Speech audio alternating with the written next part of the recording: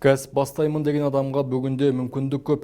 Мемлекет қайтарымсыз грант негізінде бизнес идеямды жүзеге асырамын деген адамға барынша қолдау көрсетіп келеді. Мәселен, биыл алғашқы лекте 300-ге жуық азамат өтінім беріп өз кәсіптерін бастауды жоспарлаған. 70-ге жуық сарыағаштық қайтарымсыз грантқа қол жеткізді. Мұндай қолдау әлі де жалғасуда. Бұл жолы да 70-ге тарта адам қайтарымсыз грант алу мүмкіндігіне ие болмақ. Бүгін қайтарымсыз грант комиссиясының 3-ші күні өтуде. Өтінім білдірген 269 адамның бизнес жобаларын комиссия мүшелері тыңдауда. Аталмыш қаражат ісін жаңа бастаған кәсіпкерлерге өздерінің бизнес әлеуетін ашуға, өндірісті жолға қоюға және дамытуға, сол арқылы өзін тұрақты табыспен қамтамасыз етуге мүмкіндік береді дейді тәуелсіз комиссияның құрамындағы өкілдер. 269 өтінім түскен грантқа қатысушыларға, оның 70-іне мемлекет тарапынан қаржы бөлінген. Бірінші күні 100 адамның жоба жоспары қаралған болса, тапсырылған болса, соның 89-ы келген, 11 келмей қалған бір себептермен. Кешеде 100 адам қаралу керек еді. Енді 91 адам қаралды құжаттары, 9 адам бір белгілі себеппен келмеді. Бүгін 69 адамның тізімі бар. Келіп жатыр, жерде ауылдан да келіп жатыр, қаладан келіп жатыр, жобаларын алып келіп жатыр. Оның үстінде жұмысқа жарамды мүгедек жандар да бар, өзінің идеяларымен келіп жатыр.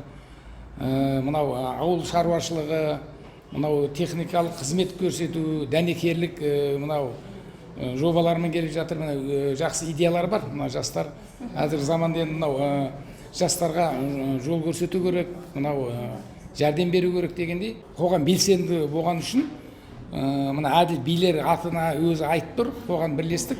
Осы неге өз өтінімді берді. Мен осы әңгімелер естіп, интернеттен үйтеді екен, бүйтеді екен, ақша алады екен, пара алып беріп жатыр, таныс біліс деген әңгімелерді болмау үшін өзім осы арнайы қатысып жеткізейін, қалай өтіп жатыр деген өзім бағам берейін деп. Теріс әңгімелер естіп жатқан жоқпыз енді.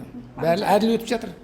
Аудан әлеуетінің дамуына, өңір экономикасының артуына мүмкіндік беретін бизнес жобаларға мейлінше қолдау көрсетілуде. Тұрмыс сұранысын қамтамасыз етіп қана қоймай, кәсібінің нәсібін көреміз деушілердің саны күн санап артып отыр. Солардың бірі Шеңгелді елді мекенінен келген Жәудір Қуанышбекқызы. Қазақы нақыштағы тойбастар бұйымдарын жасап, кәсіп ашуға ниетті.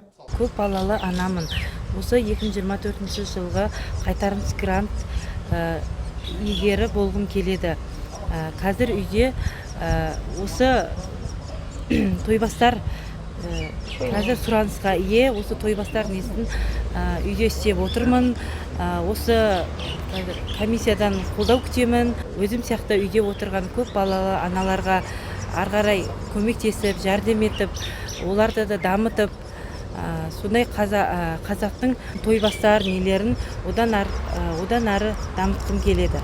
Биылғы жылы грант сомасы 1.476.800 теңгені құрайды. Ал екінші лектегі қайтарымсыз мемлекеттік грант 70 азаматқа берілу жоспарлануда. Бұл кәсіпкерлер үшін үлкен мүмкіндік болғалы тұр. Майра Нұрмахан, Марат Жолдас, Сәт телеарнасының жаңалықтар қызметі.